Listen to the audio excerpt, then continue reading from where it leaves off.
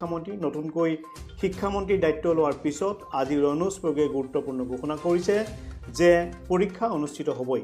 পৰীক্ষা অনুষ্ঠিত কেনেকৈ হ'ব সেই সন্দৰ্ভত ডাক্তৰ ৰণোজ পেগু শিক্ষামন্ত্ৰীয়ে ইতিমধ্যে এক বিশেষ আঁচনি প্ৰস্তুত কৰাবলৈ জানিবলৈ দিছে আৰু কাইলৈ এই সন্দৰ্ভত জনতা ভৱনত এক বৈঠক অনুষ্ঠিত হ'ব আৰু তাৰ পিছতে এক SOP ঘোষণা কৰা হ'ব।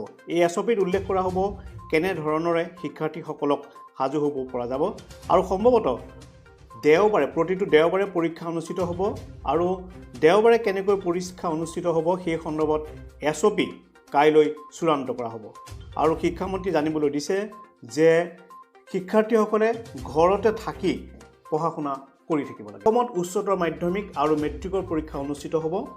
পৰীক্ষা অনুষ্ঠিত কৰাৰ ক্ষেত্ৰত ৰাজ্য চৰকাৰে কি সিদ্ধান্ত গ্ৰহণ কৰে বা কেনেকৈ পৰীক্ষা অনুষ্ঠিত হয় সেই সন্দৰ্ভত কাইলৈ 8 জুন তাৰিখে জনতা ভৱনত এক বৈঠক অনুষ্ঠিত হ'ব আৰু তাতে বিষয়টো চূড়ান্ত কৰা হ'ব।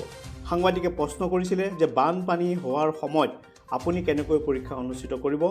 মন্ত্ৰীৰ স্পষ্ট উত্তৰ যে বানমুক্ত অঞ্চলসমূহত পৰীক্ষা অনুষ্ঠিত হ'ব আৰু বানাক্ৰান্ত ছাত্ৰ ছাত্ৰীক সেই কেন্দ্ৰসমূহলৈ পৰীক্ষা দিবলৈ লৈ যোৱা হ'ব।